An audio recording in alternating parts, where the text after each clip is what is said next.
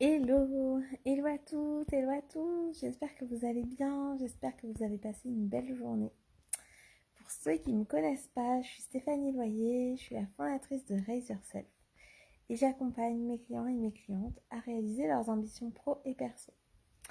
Aujourd'hui, j'ai enregistré l'atelier Connaître et comprendre sa personnalité innée.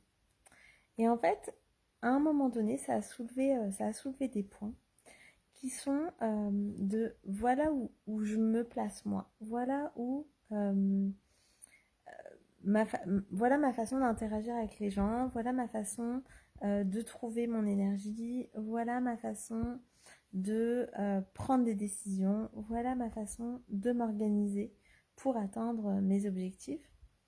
Et la réalité, c'est que la plupart du temps, en fait, quand il y a une incompréhension avec les autres, ça part du fait que on voit tout par rapport à notre prisme, ça c'est tout à fait logique, mais qu'on a du mal en fait à se mettre à la place de l'autre. Et en fait, il y avait des questions pendant cet atelier que moi j'adore, qui sont, à votre avis, qu'est-ce qui agace les personnes qui sont à l'opposé de vous sur ces thématiques-là?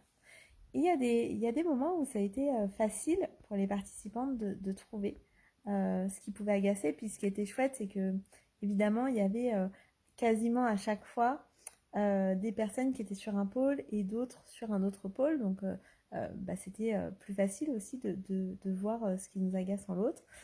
Mais comme je suis dans le domaine du coaching et plutôt de la bienveillance, du coup, certaines n'osaient pas forcément expliquer ce qu'elles aimaient pas en fait dans le comportement inverse. Alors, ce qu'elles aimaient pas, c'est pas forcément ce qui les agace, mais c'est ce qu'elles avaient peut-être du mal à comprendre ou leur manière tout simplement de voir les autres. Sauf que quand on n'ose pas dire ça, en fait, c'est comme si on n'osait pas regarder en soi-même, c'est comme si on n'osait pas être complètement honnête avec soi-même sur, ok, qu'est-ce qui pourrait m'agacer chez l'autre, en fait? Qu'est-ce qui peut m'agacer chez l'autre? Euh, alors je sais qu'en développement personnel, on dit souvent que ce qui nous agace chez les autres, ça peut être des choses qu'on a en nous. Mais des fois, c'est juste, au contraire, la manière différente de faire que peut-être nous, on aimerait un petit peu plus avoir aussi. Et du coup, le fait de se demander, ok, qu'est-ce qui m'agace chez l'autre, ça permet de se rendre compte que il y a des choses chez nous aussi qui peuvent agacer les autres. Et ça, on s'en rend pas forcément compte en fait, parce que nous, on se regarde par rapport à nos propres yeux. Et du coup, c'est assez intéressant de l'entendre en fait, de la bouche des autres, de ce qui peut les agacer chez nous, leur manière en fait de voir des personnes qui sont plutôt comme nous. Donc par exemple, si je tire en fait mon énergie de l'interaction avec les autres, c'est ce qu'on appelle en MBTI l'extraversion. Euh, en fait, ça veut dire que je crée ma pensée en fait grâce à l'interaction avec les autres. Donc ça veut dire que je vais souvent prendre la parole. Je peux aussi des fois couper la parole. Donc c'est pas forcément un manque de respect. C'est plutôt que je suis en train de construire en fait les choses avec les autres. Euh, voilà. Si au contraire je suis plutôt en mode introversion, donc c'est pas extraverti introverti, hein, c'est vraiment voilà, ça a une signification bien particulière dans le MBTI. Si vous voulez, le replay est disponible, donc ce sera avec grand plaisir que vous pouvez vous inscrire en fait à l'atelier. Euh, mais en tout cas, euh, du coup, pour les personnes qui sont plutôt dans cette introversion, elles vont plutôt d'abord réfléchir pour elles, en elles, intérieurement, avant de venir euh, échanger avec les autres sur leur point de vue. Et donc, ça amène qu'en réunion, peut-être elles vont avoir l'impression que les autres, elles prennent toute la place, qu'elles ne leur laissent pas du coup la place, ou qu'elles parlent pour ne rien dire. Et voilà. Et tandis que les personnes qui sont plutôt en extraversion, elles ont plutôt l'impression que les personnes enfin voilà, en introversion, elles parlent pas, elles sont timides, elles sont asociales, enfin voilà. Et donc en fait tout ça, ça n'est qu'une perception. Parce qu'il n'y a pas une manière meilleure d'être qu'une autre. C'est juste, comment le fait de savoir ça et d'être complètement honnête avec moi-même sur voilà ma façon préférée de faire les choses, ça ne veut pas dire que je ne suis pas capable de faire autrement. Ça veut juste dire que ma manière innée de faire, ma manière naturelle de faire, celle qui va me demander le moins d'efforts, le moins de contraintes, ça va être l'une ou l'autre. Mais je sais quoi activer en fait pour être dans l'autre cas. Si je suis une personne plutôt en extraversion et qu'il y a des moments où j'ai vraiment besoin de concentration, je vais savoir en fait m'isoler. Mais ça demande que j'ai cette compréhension-là de qui je suis et ça demande aussi du coup dans les équipes, dans les interactions, dans les relations interpersonnelles, euh, de pouvoir se mettre à la place en fait de l'autre dans ces moments-là. Et la plupart du temps, en fait, les incompréhensions dans la communication, la plupart du temps, quand on se prend la tête avec quelqu'un, c'est que on n'a pas forcément cherché à comprendre ce que l'autre voulait dire, ce que l'autre ressentait. Voilà. Et donc, souvent, quand je dis ça, on me dit oui, mais quand même, quand on me dit ça, c'est pour me blesser. En fait, pas forcément. Et j'ai envie de dire même, alors peut-être que je suis très, très optimiste, voilà, et peut-être un peu ingénue sur les bords. Mais moi, j'ai plutôt tendance à croire que les personnes qui nous disent des choses, elles ne le disent pas dans le but de nous blesser, de nous faire du mal, de nous mettre en colère, mais que si ça crée ça chez nous, en fait, c'est que peut-être elles n'ont pas anticipé ce que ça aurait pu nous faire. Et c'est deux choses qui sont différentes. Et donc, si nous, on ne sait pas leur dire ça, se mettre à leur place quand elles disent ça aussi, ça crée des incompréhensions, en fait, tout simplement. Mais ça part vraiment du fait que chacun reste campé sur ses positions. Chacun va rester campé sur... merci pour les cœurs. Chacun va rester campé sur sa manière de voir. Et comme je dis souvent ici, hein, moi je ne crois pas en la vérité absolue. Pour moi, la vérité absolue, ça n'existe pas. Il n'existe que des vérités qui sont vues par nos propres prismes. Et si à un moment donné, en fait, on ne va pas rejoindre l'autre dans son prisme, en fait, on n'aura pas cette occasion de voir le monde à travers ses yeux et on ne lui laissera pas non plus l'occasion de voir le monde à travers nos yeux. Après, ça ne veut pas dire qu'il faut essayer de convaincre l'autre à tout prix. En réalité, il n'y a pas une question de convaincre, il y a une question de ok, là c'est important pour moi de poser mon point de vue et de te dire les choses telles que moi je les ressens.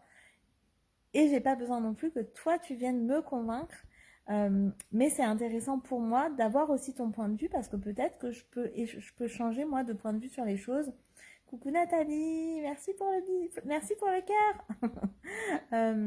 Et donc c'est vraiment comment on peut se rejoindre à un endroit et de se dire c'est ok en fait d'échanger les points de vue sans essayer de prendre l'ascendant sur l'autre, sans essayer de dire que notre vérité est plus vraie que celle de l'autre. C'est vraiment accepter et accueillir que voilà, plusieurs points de vue peuvent coexister, que ça apporte énormément de valeur en fait, le fait d'avoir plusieurs points de vue, le fait d'avoir cette diversité en fait dans le monde, c'est ça qui le rend finalement plus riche. Alors ça peut paraître un peu cucu les petits oiseaux quand je le dis comme ça, mais en réalité c'est ça qui rend riche dans la nature. Quand on parle de permaculture, quand on voit dans la nature les animaux qui sont tous à la fois différents entre eux et qui cohabitent, c'est ça qui fait la richesse en fait. C'est ça qui fait que la vie, elle peut avoir lieu. Donc c'est à quel point en fait j'essaye pas de façonner l'autre à mon image. À quel point j'essaye pas que de lui faire comprendre que ma vision du monde est la meilleure, mais que nos deux visions peuvent coexister, que peut-être moi aussi je peux me laisser embarquer dans la vision de l'autre et c'est ok aussi de pouvoir changer d'avis, c'est ok de pouvoir se remettre en question et c'est ok aussi parfois de dire en fait là je suis pas d'accord et c'est ok pour moi qu'on soit pas d'accord en fait, voilà, on peut continuer de s'aimer sans être d'accord et ça pour moi c'est vraiment une richesse. Donc voilà, dans l'atelier qu'on a fait, merci Jean-Christophe. Oui, moi aussi j'adore. C'est vraiment l'inclusion de cette diversité, c'est vraiment honorer les singularités. C'est des sujets qui me touchent, qui me passionnent. Et, euh, et ça part aussi du coup de ça, d'essayer de comprendre, d'essayer de mieux se connaître, de mieux se comprendre, de comprendre en fait nos manières d'agir, de réagir, euh, nos différentes manières de penser aussi, et d'aller à la rencontre aussi de l'autre et de se dire que ben peut-être notre façon de faire et de penser c'est la meilleure pour nous, mais c'est peut-être pas forcément la meilleure pour l'autre. Ou peut-être que ben on a été nous éduqués de cette manière-là, qu'on est dans une société qui nous a amenés à ça et que peut-être d'autres ont été dans d'autres cultures ou élevés en fait tout simplement différemment. Euh, et du coup bah, c'est super enrichissant d'aller confronter ça. Confronter ça, c'est vraiment aller avec en fait. C'est vraiment faire front avec et donc c'est voir le monde avec peut-être les yeux de l'autre sans pour autant se laisser convaincre ou convaincre à tout prix. C'est plutôt être dans cet accueil inconditionnel. Donc ce qu'on a fait dans l'atelier aujourd'hui du MBTI sur comprendre sa personnalité innée, c'était vraiment ça. C'était dire, ok, voilà comment moi je fonctionne, voilà comment c'est possible de fonctionner différemment. Et du coup, ouais, ah oui, d'accord, je comprends mieux maintenant pourquoi quand mon boss me disait ça, ou quand mes collègues me disent ça, ou quand mon mari me dit ça, je comprends mieux en fait pourquoi moi je prends les choses comme ça, alors que l'intention elle n'est pas du tout là derrière. Et du coup, bah, ça permet quoi? Ça permet surtout bah, déjà de se demander quel type de leadership on a envie d'avoir pour notre vie. Et ça permet aussi bah, d'avoir plus d'harmonie en fait avec l'autre parce que bah, on crée un espace plus empathique, hein, tout simplement. Donc voilà, donc ma question pour vous aujourd'hui, c'est de vous demander dans quel moment vous arrivez à vous mettre à la place de l'autre, dans les moments dans lesquels vous êtes touché, en colère, triste. Est-ce que dans ces moments-là, vous arrivez en fait à essayer de vous mettre à la place de l'autre? Ça ne veut pas dire que on pardonne tout de suite, ça ne veut pas dire qu'on ne se laisse pas traverser par l'émotion parce que c'est important de se laisser traverser par l'émotion, de laisser infuser et de comprendre pourquoi on a cette émotion-là, quel besoin n'est pas comblé chez nous.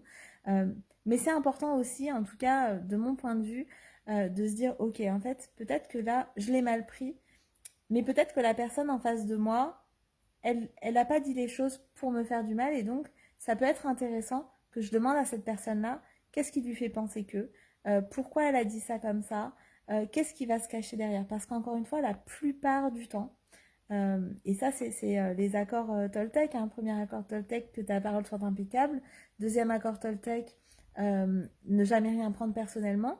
Et voilà, et en fait la plupart du temps, nous on prend les choses personnellement alors que la personne en face de nous, elle dit pas ça pour nous faire du mal. Ça, c'est ma croyance, c'est que la plupart du temps, c'est pas le cas en fait. Même quand on croit que c'est le cas, en creusant un peu, on se rend compte que c'est pas le cas. Donc voilà, ce que je vous invite à faire peut-être à partir de maintenant, si vous en avez envie, c'est ok. La prochaine fois que vous êtes touché par quelqu'un, plutôt dans une émotion inconfortable, euh, d'aller gratter un petit peu ce qui se cache derrière parce que ça finalement bah, c'est ça qui peut amener un peu plus d'apaisement dans vos relations en fait tout simplement, que ce soit avec vos conjoints, que ce soit avec les enfants, que ce soit avec euh, au travail, avec les partenaires. Quand tu es en colère, c'est difficile de comprendre le point de vue de l'autre. Tu dois te calmer, prendre de la distance pour y arriver. Bah oui, en fait, c'est vraiment ça. C'est le côté euh, d'abord se laisser traverser par déjà reconnaître en fait l'émotion. D'abord, est-ce que c'est vraiment de la colère? Est-ce que c'est de la tristesse? Est-ce que je suis vexée? Est-ce que je suis frustrée? Est-ce que je suis déçue? Donc voilà, d'essayer vraiment d'aller regarder de quelle émotion il s'agit vraiment.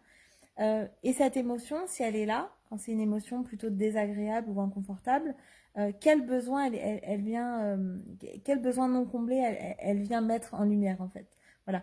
Et donc, bah, évidemment, sur le moment, ça peut être difficile de demander à l'autre. Dans ces moments-là, on est plutôt en réaction et du coup, on est plutôt dans le reproche. Donc, effectivement, ça peut être intéressant de laisser passer cette émotion-là. On dit qu'une émotion, elle dure en réalité 7 secondes. Donc, c'est assez rapide. Mais après, c'est le mental en fait qui prend le relais. Et ce mental, c'est lui qui va raconter l'histoire en fait. qu'il y a derrière. Oui, mais il a dit ça parce que, ou elle, hein, elle a dit ça parce que ceci, parce que cela, je suis pas assez bien, nan, nan, nan. Et là, c'est le mental qui prend le dessus, et c'est pour ça que ça peut du coup durer beaucoup plus que 7 secondes, ça peut durer des minutes, des heures, des jours, des semaines, des années pour certains, hein. Voilà, mais quand on sait que finalement l'émotion en tant que telle, elle dure à peu près 7 secondes, c'est ok, comment je me laisse traverser par ça, comment je vais travailler ça pour transformer ça après. Et du coup, ben, surtout, qu'est-ce que j'en fais en fait avec la personne qui m'a voilà, qui m'a déclenché cette émotion-là.